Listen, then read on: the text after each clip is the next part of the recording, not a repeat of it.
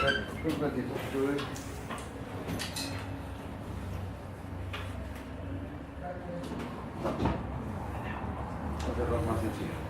Ok, primero vamos a hablar sobre los cambios anatómicos y funcionales del tracto en la gestación. ¿Qué es lo que normalmente ocurre? Normalmente durante la gestación, en todo lo que es las vías urinarias.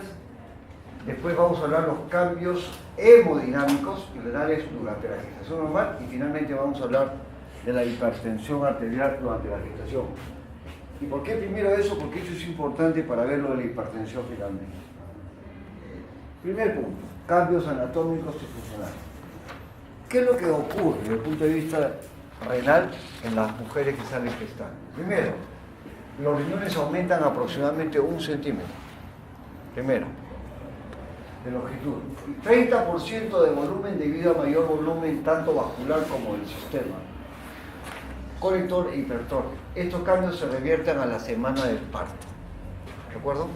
Esto es lo que ocurre normalmente en toda mujer gestante. Los cálices, la pelvis renal y los uréteres se dilatan. Se dilatan debido a cambios tanto de obstrucción como hormonal. Eso es interesante, porque se pensaba que solamente se dilataba porque como crecía el útero, comprimía el uréter y al comprimir se dilata. Pero lo curioso es que estos cambios de dilatación ocurren antes de que crezca el útero, así que no debe ser solamente por obstrucción. Entonces hay cambios hormonales que producen. Y estos cambios persisten hasta 3 meses después del parto. Y este dato, téngalo en cuenta. ¿Por qué?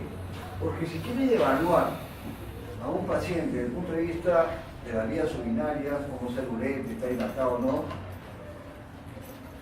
tiene que esperar 3 meses después del parto. No lo hagan un mes después, porque van a encontrar que hay una hidronefrosis, una dilatación de una patología. No. Esperen que todo regrese a su tamaño normal. A no ser que sea urgente, pero si no es urgente, hasta 3 meses. Después de los 3 meses, ya las vías urinarias caen exactamente igual a como era antes de la gestación. La relajación muscular del uréter puede resultar en reflujo en algunos casos, pero no siempre. Ok, esos son los cambios anatómicos y funcionales. Veamos los hemodinámicos y renales. Primero, hay un aumento, hay un incremento del gasto cardíaco y del flujo plasmático renal. Claro, si bombea más, va a llevar más flujo a ese riñón. Hay una retención de agua y sodio y hay una disminución de la resistencia vascular y la presión arterial. Claro, ustedes dicen, doctor, ¿qué cosa es hipertensión? Acuérdense, ¿qué cosa es hipertensión? Es gasto cardíaco por resistencia periférica. Y el gasto cardíaco tiene que ver con qué? Con la fracción de eyección y el volumen. A pesar de que aumenta el gasto cardíaco, la presión baja. ¿Y por qué baja? Porque supera la vasodilatación, o sea, una disminución importante de la resistencia, más de lo que aumenta el gasto. Si bien aumenta el gasto cardíaco, pero disminuye la resistencia. Y esto es superior al gasto cardíaco. Por eso es que la presión tiende en toda gestante a disminuir. Desde el punto de vista renal, hay un incremento en la tasa de filtración, en la depuración de creatinina, hay una alcalosis respiratoria crónica, ahora vamos a ver por qué, y hay una hiponatremia relativa por el cambio en el umbral. El umbral es aquel momento en que el organismo determina cuál es la normalidad. Nosotros, normalmente la mujer no gestante, el valor normal del sodio es 140, ¿no es cierto? Entre 135 y 145. Ustedes saben que la osmolaridad tiene que ver con el sodio y es el principal soluto que participa en la osmolaridad. Por cada 1% de variación de la osmolaridad que aumente, automáticamente se estimula el mecanismo de la sed. ¿Para qué? Para retener agua, y el sodio que ha aumentado disminuye porque retiene más agua. Entonces, eso es lo que se llama el umbral. El umbral o el reset es aquella cantidad de osmolaridad que cuando varía esa osmolaridad es cuando se estimula o se inhibe la hormona antiurética para que tenga sed o no tenga sed. Bueno, en la gestante, su punto umbral no es 140, es 135, más bajo. O sea, variaciones por encima de esos valores o por debajo son los que se estimulan o se inhiben la hormona antidiurética. Significa que el sodio normal de una gestante es más bajo que una mujer no gestante. Hay un aumento en el metabolismo de la hormona antidiurética y puede haber poliuria en algunos casos. Al aumentar el metabolismo significa que hay menos hormona antidiurética circulando. Mire, ¿cuándo empiezan estos cambios hemodinámicos? Empiezan en etapas tempranas del embarazo y alcanza el pico en el segundo trimestre del embarazo y luego es constante hasta el final. ¿Cuánto aumenta el gasto cardíaco? 30-40%. El flujo plasmático en 30-50%. Otro, la falla en la presión arterial se acompaña de retención de, pueden aumentar hasta 1000 miliquevientes de sodio y de 6 a 8 litros de agua en el líquido extracelular medio. Por eso es que las mujeres embarazadas se hinchan. Es por eso, porque hay retención de agua y hay retención de sal. Y hay un aumento del volumen plasmático de un 40-50% y de los glóbulos rojos. Y finalmente, hay un incremento de la actividad de la renina plasmática. Estas mujeres tienen más gasto cardíaco, tienen menos presión, pero tienen más agua, más sodio, y por eso que van a encontrar en algunas mujeres un poco de edema. Que no necesariamente todo edema de la mujer gestante es preeclampsia, como vamos a ver, pero muchas mujeres se hinchan y aumentan por esto, porque retienen sal y retienen agua, que es algo normal durante la gestación. Acá está para explicarles, es a lo largo de toda la gestación, esta es la presión arterial media y en realidad baja un poco. Hay un incremento de gasto, pero también hay una baja en la resistencia. Esto realmente es superior a eso, pero tiende a bajar la presión y después sube al final de la gestación. Ahora, ¿cuánto incrementa la tasa de filtración? En un 30-50%, por lo tanto disminuye los valores de creatinina a 0.4, 0.5 y urea 3. Es el primer concepto que no se pueden olvidar nunca, trate de no olvidarse. Los valores de urea y creatinina de una mujer gestante son diferentes a los valores normales de una no gestante. Estos son los valores de creatinina. ¿Eso qué quiere decir? Que una mujer gestante que tiene 1, que es normal en no gestante, ya está alto. Acá, la urea, dice 13, si tiene 30, que es lo normal, 35, es alto en una mujer gestante. Probablemente se van a olvidar de que un año es. Pero no se olviden de que hay algo raro, algo diferente en la mujer no gestante, y vayan a buscar, y revisan sus libros, sus cuadernos, lo que sea. ¿Ya? Van a ver muchas cosas diferentes en la gestante y no gestante, solamente desde el punto de vista renal, ojo. En otras especialidades también debe haber algunos cambios. La capacidad de concentración y dilución están conservadas, hay un incremento en la síntesis de óxido nítrico y de prostaglandinas, y miren, hay una alcalosis respiratoria crónica por estimulación directa del centro respiratorio por la progesterona. Entonces su pH normal en una mujer gestante no es 7.4, sino es 7.44. ¿Por qué? Porque hay una disminución del PCO2 por esta normal alcalosis respiratoria. Y la disminución de la osmolaridad plasmática en 5 a 10 milímetros y de sodio en 5 milicavalentes es por alteración del umbral que les explicaba antes, por la secreción de vasopresina. Es decir, una mujer gestante tiene valores normales, promedio 135 de sodio, que vendría a ser entre 130 y 140. Y también una no gestante entre 135 y 145, por este umbral. ¿De acuerdo? Esto mira cómo disminuye, cómo se altera. Miren qué pasa con el bicarbonato. Por lo tanto, también va a disminuir. Como hay alcalosis respiratoria, el riñón trata de compensar, disminuir un poco su bicarbonato. El ácido úrico disminuye a 2.5 a 4, es bajísimo. Un valor de 5.5, 6, que es normal, es alto en una mujer gestante. hay un incremento del valor de la proteinuria. Varios médicos me han mandado ginecólogos porque su paciente tenía 300 miligramos, estaban asustados. Es normal la gestante. ¿Y por qué es más alto?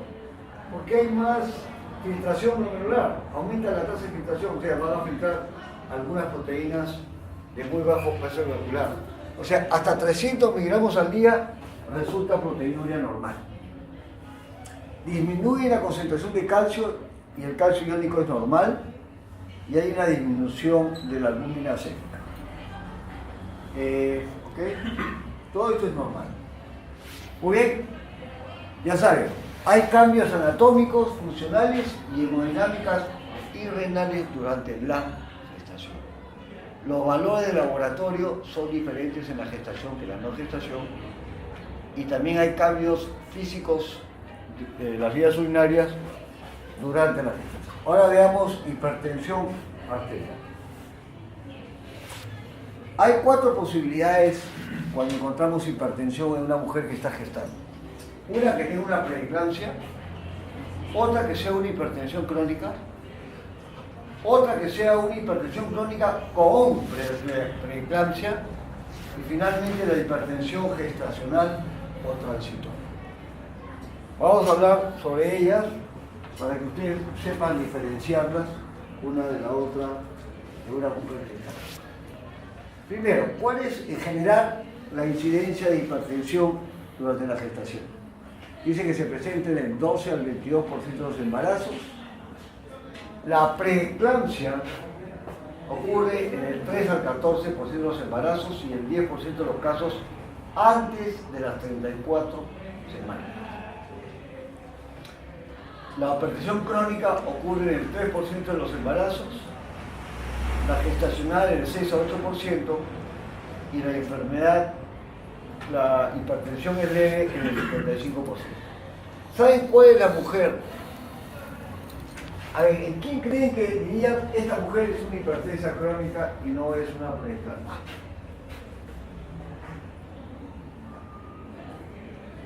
¿Cuándo se te ocurre? Cuando una mujer hipertensa sale embarazada. Así de fácil. ¿De acuerdo? Pero claro, probablemente ustedes la van a ver por primera vez y no sabían si era hipertensa y ella tampoco sabía que era hipertensa. ¿De qué tienen que hacer? Tomarle la presión antes de las 20 semanas. Porque después de las 20 semanas podría ser preeclampsia. No existe preeclampsia antes de las 20 semanas. Entonces, en la primera cita, que ojalá sea antes de las 20 semanas, si la presión es alta, significa que es una hipertensión crónica. ¿De acuerdo? Claro, a veces, de repente la ven por primera vez cuando tiene 25 semanas, así que están fritos, pero no saben cuál es. Entonces, pero eso es importante, ¿de acuerdo? Esa es la hipertensión crónica.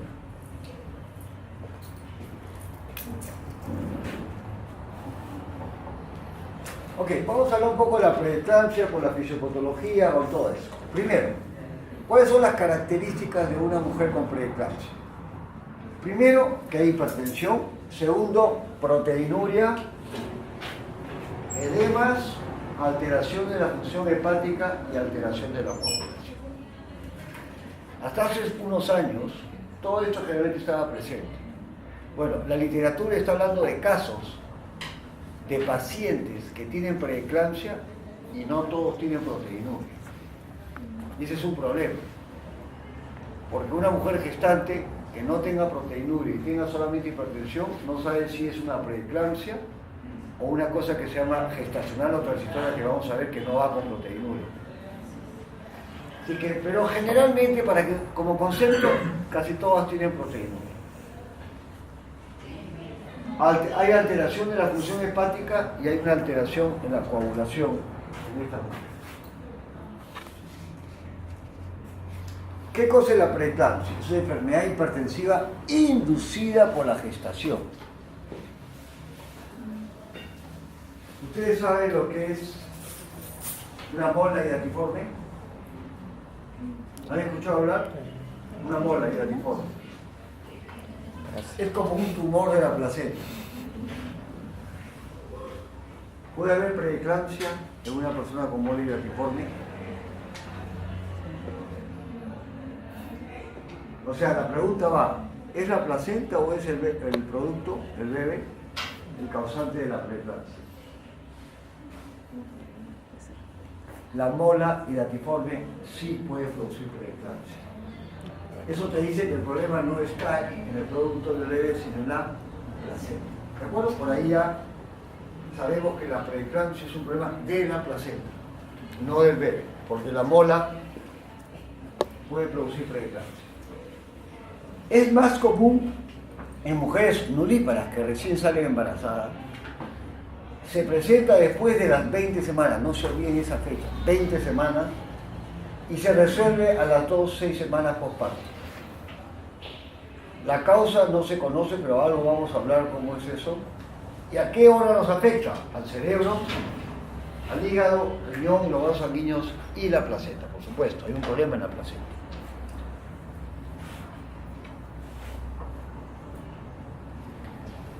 La clínica, ¿cuáles son las características? ¿Puedo hablar acá? ¿Escuchan? ¿Se escucha mejor así o no? ¿O así mejor?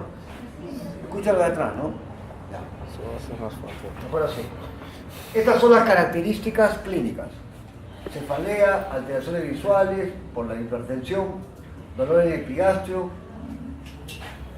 Se considera hipertensión cuando tienen 140-90 o más de 140-90, edemas, hiperreflexia, edema pulmonar, anemia hemolítica, microangiopática. Puede que todo esté presente, como no necesariamente todo. Miren qué hay en el laboratorio.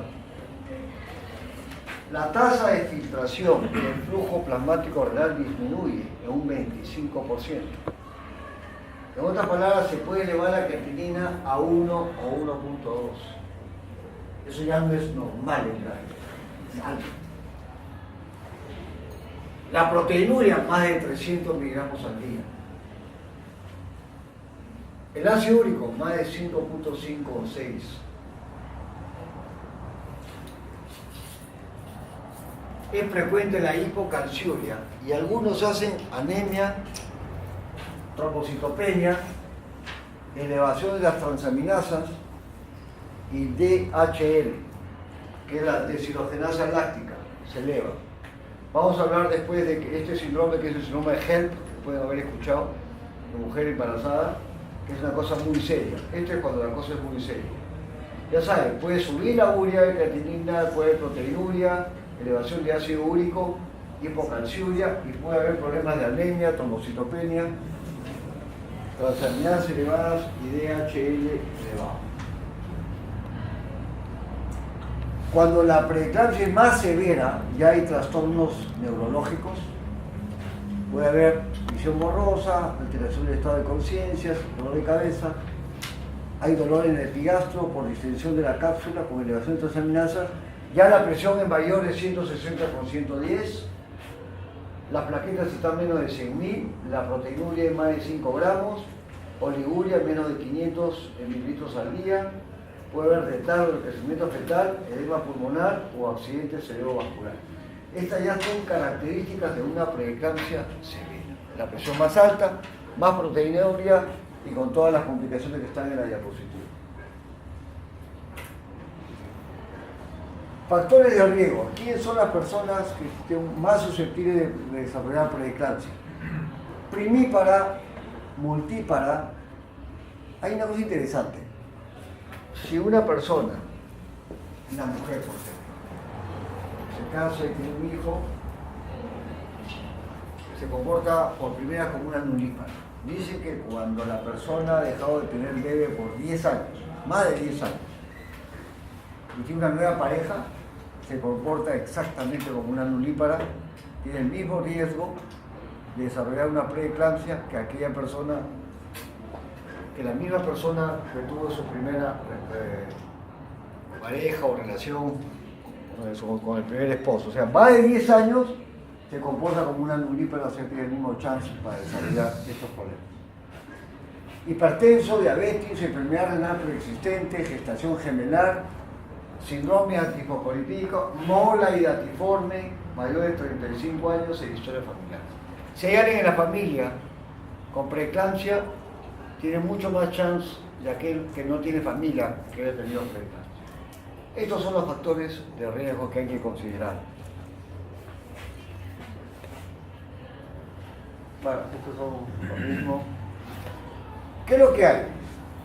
Hay lo que se llama una endoteliosis capilar glomerular con depósitos de hialina y material en la fibrina. Hay área de necrosis en el hígado con depósitos de fibrina. Puede haber una hemorragia periportal y hay un edema celular. Estas son las complicaciones serias de una mujer que desarrolla preeclampsia. Por eso la proteinuria por la endoteliosis, edema hepático o edema celular con hemorragia. Esta es la lesión que se ve. Ahí ven ustedes en esta zona. No, mejor se vería una microscopía electrónica, pero es un daño básicamente endotelial. Bueno, ahí está el endotelio, donde es el daño. Y aquí van a ver, en esta zona de acá, esta es la microscopía electrónica, aquí se produce el daño, en esta zona, el endotelio. Se hincha, se inflama y produce la proteinuria. Ese es el inmunofluorescencia, puede haber depósito de inmunoglobulina M y esta es la hemorragia celular. Ahora vamos a hablar de la patogénesis. Es la parte un poco difícil, porque no se conoce hasta la fecha por qué se produce la preeclampsia. Sabemos que hay una alteración de la invasión trofoblástica. Ustedes saben que cuando llega la placenta y hay contacto con la madre, comienzan a crecer una serie de vasos, una serie de células que son los trofoblastos, para justamente, estas son las arterias de la placenta y estas son las arterias de la madre, para empatar. Una vez que empata ya hay flujo normal, ¿no es cierto? Bueno, hay una alteración, ahora vamos a ver, en el crecimiento, con una anormalidad en la diferenciación trofoblástica. Creo que la siguiente, para poder después regresar a esto. Y aquí lo que voy a primero esto. Esta es la parte de los vasos sanguíneos de la madre, ¿no? Y aquí está todito, mira, eso se llama las arterias basales y arterias espirales que van a empatar con los trofoblastos. Por alguna razón, en lugar de unirse y empatarse todo, por alguna razón solamente algunos llegan, unos se quedan en la mitad y algunos llegan. O sea, hay mucho, en general mucho menos flujo porque algunos no empatan por alguna razón que desconocemos. Eso es lo que va ocurriendo. ¿Y eso por qué? Porque por alguna razón que tampoco sabemos hay una isquemia placentaria. No sabemos si es un fenómeno inmunológico o lo que sea. Esa placenta no le está llegando suficiente sangre. Automáticamente cuando ocurre eso, comienza a sintetizar lo que vamos a llamar SFLT1, que es la tirosina quinasa 1 soluble análoga de... No olvides eso. Pero quiero que fijen esto un ratito porque es bien importante el SFLT1. Hay factores inmunológicos de por medio y hay factores genéticos, hay predisposición genética. Y hay una disfunción endotelial. Acá está lo mismo, factores genéticos, factores ambientales o inmunológicos producen una isquemia con disfunción endotelial. Y esta disfunción lleva a una disfunción endotelial, donde al haber disfunción endotelial produce hipertensión, el dolor de cabeza, el síndrome de Hell y todas las enfermedades de la madre. Pero veamos eso de la disfunción placental. Un poco mejor. Ya, esto es miren la parte de arriba. Esta es la parte de la madre y esta es la parte de la placenta. Normalmente empatan bien y hay un gran flujo. ¿Ok? Sin embargo, miren acá, el flujo es delgadito. Este dibujo solamente representa que algunas arterias no empatan la parte materna con la parte placental. Por alguna razón, estas células, citoplastos, los citoplastos, no crecen lo suficiente porque estas células son los que van a formar el endotelio. Y por alguna razón no ocurre ese fenómeno. No llegan a empatar. Acá está mejor. La placenta, normalmente, en situaciones normales, produce un factor que es el factor de crecimiento endovascular o el factor de crecimiento placental. Estos factores, que son producidos por una placenta normal, se unen a unos receptores del endotelio de la madre. Este es el receptor del endotelio endovascular 1 y 2. Una vez que estos factores se unen al endotelio, el endotelio comienza a trabajar, comienza a reproducirse bien, comienza a avanzar y a hacer lo que normalmente hace un endotelio. ¿De acuerdo? Ahora, ¿pero qué pasa cuando hay una isquemia placentaria? La placenta comienza a producir este factor que le decía SFLT1. ¿Qué es esto de acá? Es el mismo receptor, pero que no está pegado al endotelio, sino está libre en la sangre. ¿Qué va a pasar? Si esto crece, estos factores, en lugar de unirse acá, ¿a dónde se unen? A este factor, que está suelto, ¿de acuerdo? Miren. Entonces, si se une más a ese factor, ¿qué va a pasar con estos factores de crecimiento libres? Casi no hay libres, porque todos se han unido a este receptor que está soluble, que está dando vueltas por la sangre. Y al haber una disminución de los factores de crecimiento libres, va a haber una disminución en su acción sobre el endotelio. Esto es lo que ocurre en una mujer con preeclampsia. Va a ser lo mismo, para que sea más claro. En la parte de arriba, ¿esto ven en negrito? ¿Qué cosa es? Acá está. Es el factor del receptor que está pegado al endotelio. Que normalmente las bolitas son los factores de crecimiento endovascular y factor placentario, que se unen, y una vez que se unen estos dos, estimulan al endotelio. Pero ¿qué pasa en la preeclampsia? En la preeclampsia aumentan los mismos receptores, pero que no están unidos al endotelio, que están sueltos, libres. Y al unirse a los que están libres, prácticamente no pueden llenar los receptores que están unidos al endotelio. Entonces no estimulan al endotelio y el endotelio no puede hacer su función. Por eso se llama disfunción endotelial. ¿Está claro? ¿De acuerdo? Esto es lo que ocurre en una mujer que tiene preeclampsia. Esto es casi lo mismo. Ya, y esto para hacerlo dinámico y para que no se olvide. Normalmente los factores, el amarillo y el verde que son los factores de crecimiento. Cuando hay una placenta normal y procede el embarazo normal, ¿qué pasa? Se une a su receptor. Y usa un receptor que está pegado al endotelio. Pero en la preeclampsia, estos se unen a aquellos receptores que no están pegados al endotelio. ¿De acuerdo? Ya. Creo que con esto está clarísimo. ¿De acuerdo? Entonces, por alguna razón que desconocemos, estos factores no pueden unirse a los receptores que están adheridos al endotelio. Por lo tanto, no estimulan al endotelio y el endotelio no hace su trabajo.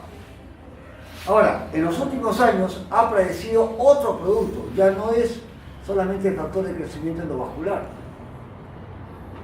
sino hay el factor de crecimiento transformante beta que también actúa sobre el endotelio, pero cuando hay isquemia placentaria, hay el receptor que está soluble, se une a ese, igual no actúa. Vamos a pasar esto. Ok, yo les he hablado de uno y de dos, y cada vez se conoce más. O sea, la cosa es mucho más compleja.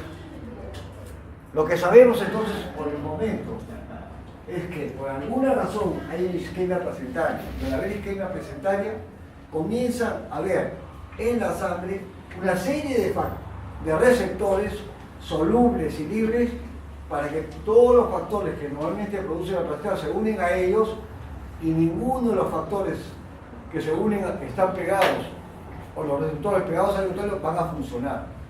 Y hay receptores para todos estos productos. O sea, cada vez que queremos conocer más sobre la fisiopatología, cada vez nos enredamos más.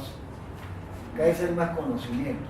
Bueno, a la larga es importante porque en algún momento queremos evitar la preeclampsia. Y si la podemos evitar, sería realmente lo ideal.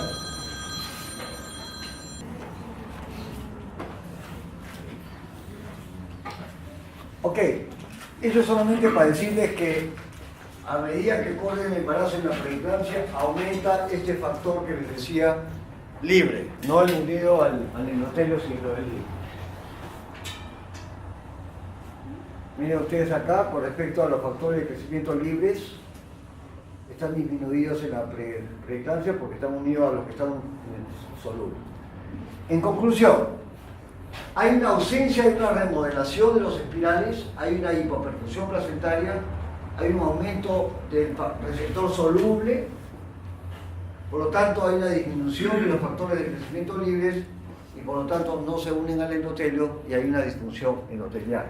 Y esa disfunción endotelial lleva a toda la patología que tiene una mujer con preeclampsia.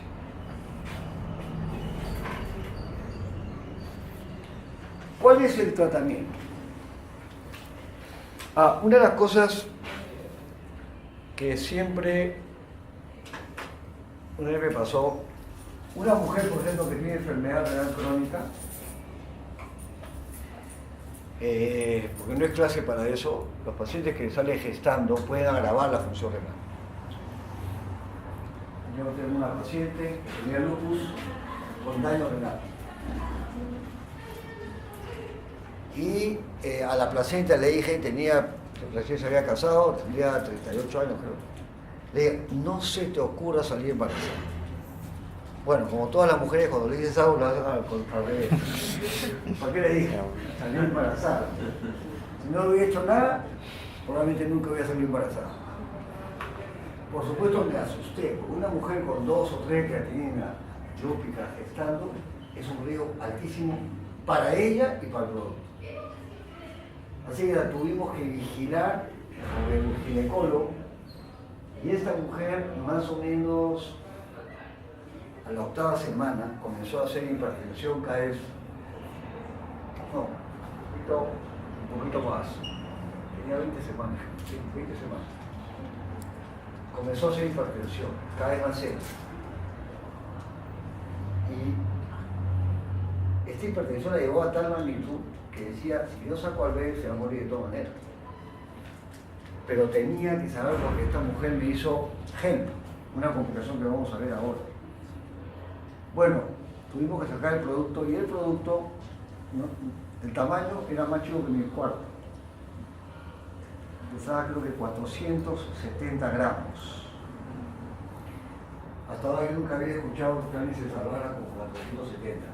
Yo me quedé impresionado cómo trabajaban los niños.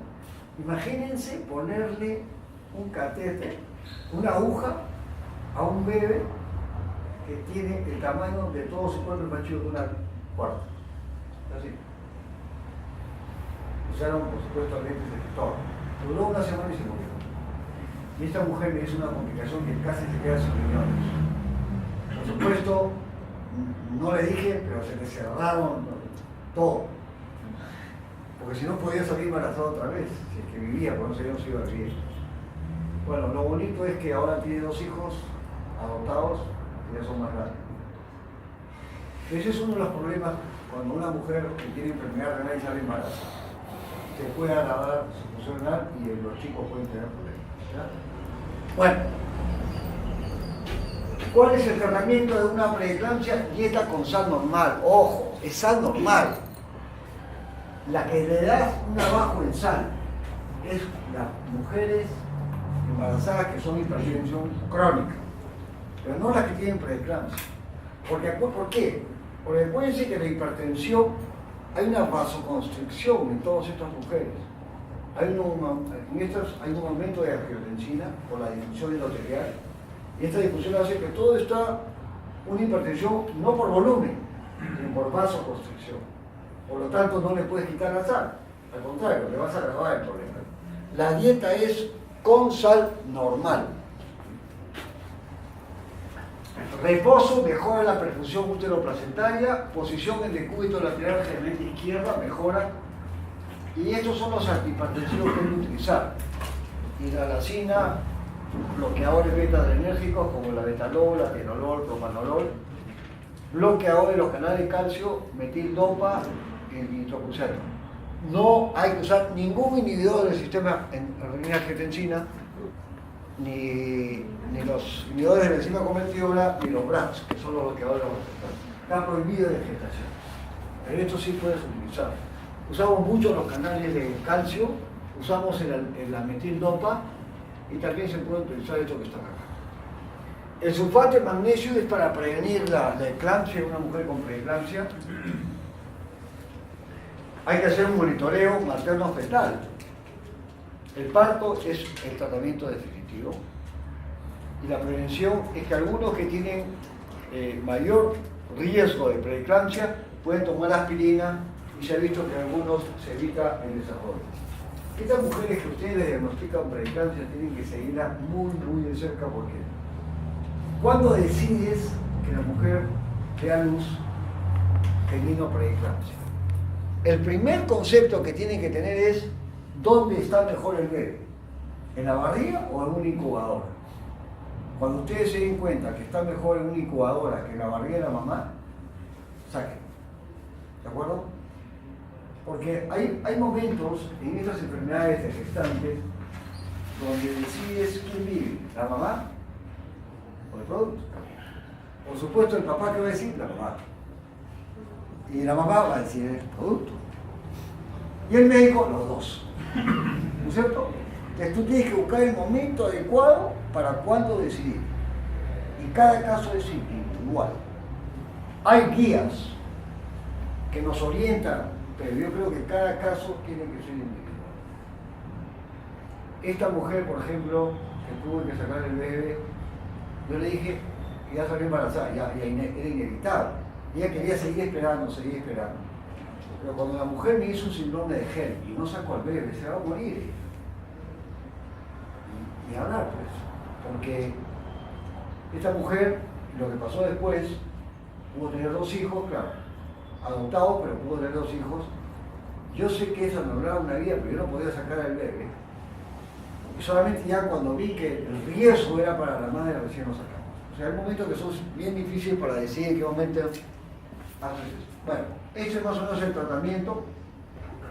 Otro dato importante es, en los casos de preeclampsia leve, ojo, con menos de 37 semanas el manejo puede ser ambulatorio, siempre y cuando tenga una presión que es menos de 150 con 100 y una proteinuria menos de 100 gramos, con transaminasas normales y plaquetas normales, más de 100. En los casos de preeclampsia severa, que ya hemos visto los síntomas, el manejo es intrahospitalario. Y otra cosa interesante, el uso de los hipotensores es para mantener estas presiones, no como las personas no gestantes, que es menos de 14,9, 13,8, 12,7, todo eso. En las mujeres gestantes entre 140 y 55 y 90 con 105. A ver, ¿quién me dice por qué cree? ¿Por qué hay que tenerlos un poquito más alto? Porque si lo tienen muy bajo, no le está llegando sangre al producto. Tiene que tener un buen flujo el feto, o el feto, no el bebé en este caso.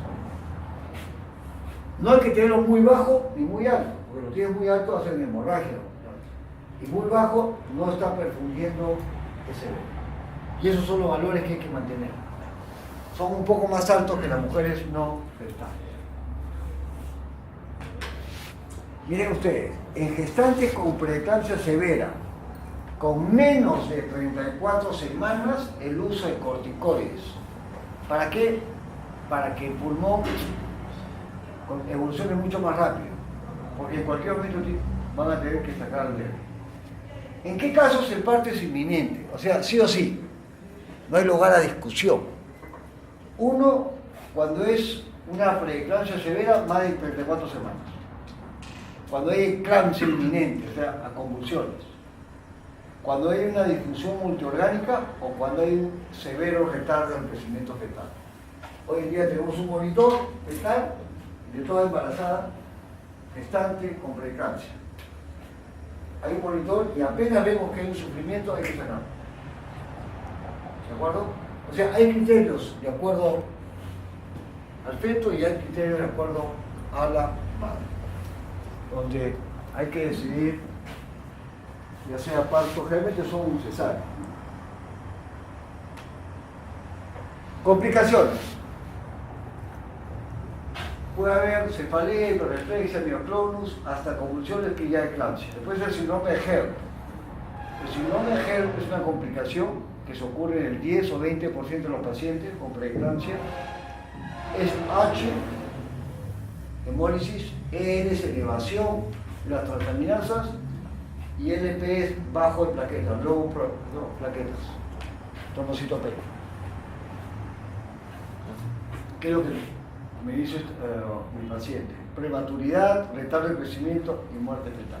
Y este síndrome no necesariamente ocurre antes, puede ocurrir hasta 48 horas después de que hayan sacado el producto. Esta mujer me hizo una impresión muy severa que tuve que sacarle, que les explicaba, pero el síndrome G lo hizo 24 horas después. Después me hizo la trombocitopenia, el hemólisis, todo eso. Pero al comienzo era tan alta la hipertensión que decidimos sacarle. Porque dijimos en cualquier momento me va a hacer un HERP y lo hizo. Lamentablemente. Ok, ¿qué es la eclampsia? Es una preeclampsia más convulsiones y o coma. La incidencia es 0.5% de preeclampsia leve y 2% de severa. 4 a 5 casos por 10.000 nacidos vivos en países desarrollados. Bueno, y 6 al 100 por 10.000. Aparece después de las 20 semanas de gestación y en el 30% es alterno. Intraparto hasta 48 horas después y en algunos casos más de 48 y menos de 49 es rarísimo. Igual que tratar el hipotensión, el sulfato y el parto inminente de toda. Una eclampsia es cesárea inmediata.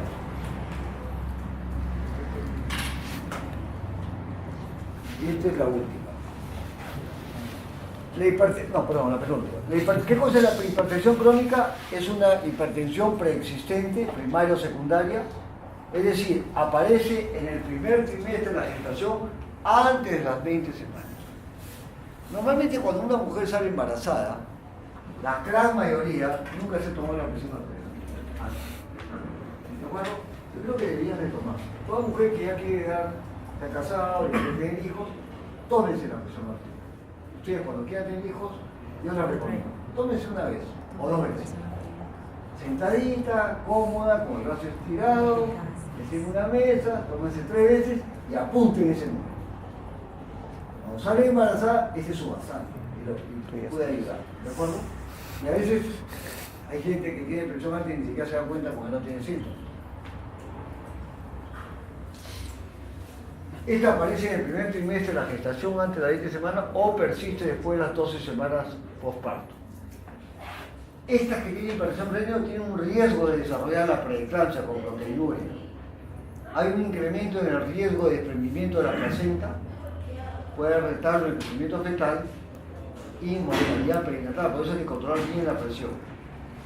La terapia es la misma, hipotensora para bajar estos niveles, y estos son los fármacos que se utilizan igual que la preeclampsia. Siempre hay que hacer evaluación fetal. En este caso, una mujer que sale embarazada y ustedes en el primer trimestre ya la encuentran hipertensa, ahí sí le pueden dar una dieta bajo en sal. Ahí sí le pueden dar una dieta bajo en sal. Creo que queda una. Y finalmente, la hipertensión gestacional o transitoria. que es una hipertensión de 140/90, pero sin proteinuria, es después de las 20 semanas y se resuelve antes de las 12 semanas, puede haber severa, 160/100, esta es la incidencia de multíparas y multíparas más hemolíparas. Puede progresar, una mujer así puede progresar después de la preeclampsia con proteinuria y es más común alrededor de las 37 semanas. La morbilidad materna y perinatal es mayor en hipertensión severa y la terapia hipotensora es similar a la preeclampsia. Esta es una hipertensión que aparece en el último trimestre, pero que no va con proteinuria. ¿Y por qué saben, y por qué, doctor, una paciente con preeclampsia que tiene hipertensión severa y no tiene proteinuria también puede ser una preeclampsia? Porque pueden hacer síndrome de Hep, por ejemplo, u otras cosas que no sean proteinuria. Por eso que sabemos hoy en día que puede haber preeclampsia sin proteinuria, pero no es la regla. La regla es que tengan proteinuria. Y esto igual tiene riesgo, ¿de acuerdo?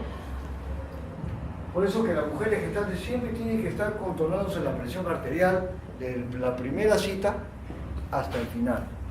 Y aquellas que tienen factores de riesgo, pues hay que darlas. Ok, conclusión. Primero, que durante la gestación hay cambios anatómicos, hay cambios funcionales, hay cambios hemodinámicos y hay cambios renales. Digo así nomás, no voy a decir los cambios porque van a estudiarlo para el examen, pero aquí un año ni se van a acordar. Y a mí me interesa no para el examen, sino que se acuerden un año. Pero sí acuérdense que hay cambios y siempre vayan a revisar. Porque usted lo revisa y se olvida. Mientras más lo revisen un tema, más se van a acordar, más y más lo van a conservar en la memoria. Esa información entra por ósmosis, como sea.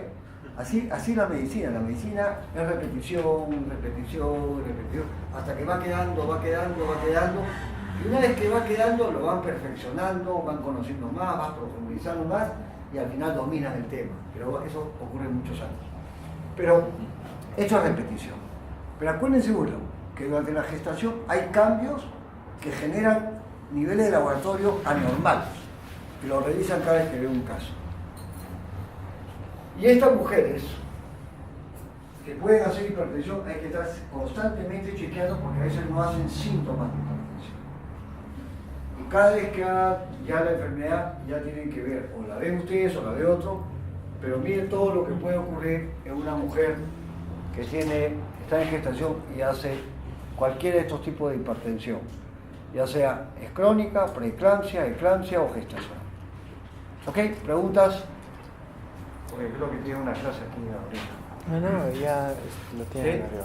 Bueno, no sé, ¿dudas? ¿Quién ha revisado el tema? ¿Quién quiere saber? Sí. Respecto a, había visto sobre una hiperemesis gravídica, pero se había elevado justamente la urea. Pero si se eleva es por otra razón. Ahí se eleva porque vomitas tanto que te deshidratas. Es por deshidratación, no tiene nada que ver con la hipertensión. La hipertensión gravídica es un vómitos y te deshidratas. Eso es otra cosa. Los pacientes, como les digo, que tienen problemas renales y salen embarazadas, no importa la enfermedad, glomerulonefritis, lo que sea, se puede agravar la enfermedad. Y eso hay que, cuando ustedes tengan a un paciente hay que informarle. Si sale embarazada puede que su riñón se deteriore. Los que ya tienen daño en la función renal. Así que tengan mucho cuidado. Y a veces es bien raro que un hombre, por ejemplo, estando en diálisis, una vez pasó una cosa, vino un paciente que yo estaba trabajando en un centro de diálisis y vino un paciente feliz, doctor, mi esposa salió embarazada, tengo un hijo, y los que están en diálisis, sus espermatozoides ya no funcionan. También, claro, no le dije nada. Entonces dije, wow, qué problema. Bueno, por alguna razón pude quedar con la esposa sin que él se enterara. Y efectivamente era de otra persona. Pero nunca se enteró nadie, solamente ella y yo. Pues yo tenía que estar seguro, porque si era verdad, había que reportarlo. Imagínense, no estaba... Pero le dije, le prometí que nunca se iba a enterar. Y el hombre feliz con su hijo y cree que es el padre. Solamente para contarles que los que están embarazados para que tengan espermatozoides. O sea, es bien bravo que una persona que está en diálisis, sus espermatozoides, desde el punto de vista, sobre todo mecánico y todo, es bien difícil que salga la embarazo. Y una mujer, sí, yo he tenido un caso de una mujer estando embarazada, sí pudo, pero lo perdió. No había muchos tiempo, 3 meses, 4 meses, lo perdió igual. Pero se recomienda que no salga embarazada, ¿no? Pero son cosas que son anécdotas que uno tiene en la vida que son difíciles. Pero cada vez que un paciente tenga problemas renales y sale embarazada, mujer es un problema. Puede agravarse la enfermedad. No necesariamente, pero hay que avisar. Si ella sale embarazada porque quiere, ya es un problema de ella. Pero como médicos tenemos la obligación de informar. Tengan cuidado, no salen embarazadas, usen lo que sea. ¿Ok? ¿Otra pregunta? Y en paciente, por ejemplo, mujer que ha sido trasplantada de riñón, ¿cuánto tiempo se puede? ¿Para qué? Para que ya pueda seguir gestando sin ninguna complicación. A 2 meses. Porque hay que ver los fármacos que estoy utilizando. Depende de los fármacos. Claro, porque Pero sí puede salir embarazada. Hay varios trasplantados han salido gestando, claro. Pero no afecta el proceso de inmunosupresión por el que pasa. Claro, no al comienzo. Porque después bajan los fármacos, te quedas con 1 o 2. Hay algunos fármacos que no puedes utilizar, el que no va a dar problemas, pero sí puedes salir embarazada. Otra cosa, un donante. Mucha gente va, me lo manda, doctor, tengo un paciente que tiene un solo riñón y quiero cuidar su riñón, no sé qué. ¿Ustedes creen que alguien le sacaría un riñón a una persona sabiendo que esa persona tiene más riesgo que aquel que tiene 2 riñones? ¿Se les ocurre eso? No. Entonces, el que tiene 2 riñones sanos o tiene un riñón sano tiene el mismo riesgo. ¿Qué han hecho con los donantes? Los han seguido por 20 años o 30 años para ver qué pasa. Porque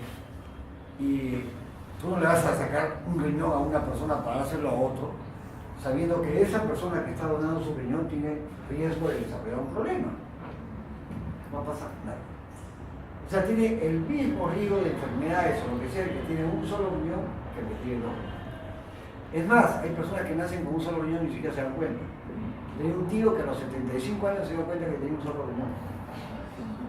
¿De acuerdo? O sea, lo único es que, claro, si tiene un accidente y tiene un problema en ese riñón, pucha, ya mala suerte. Pero en lo normal, la vida normal, no tiene tanto más riesgos que una persona que tiene 2 riñones. Solamente cosas muy elementales, un poquito menos de sal, pero nada que significa que tenga mucho más riesgo que el que tiene 2 riñones.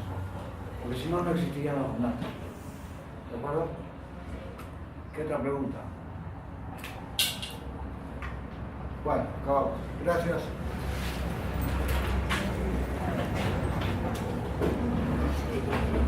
Doctora,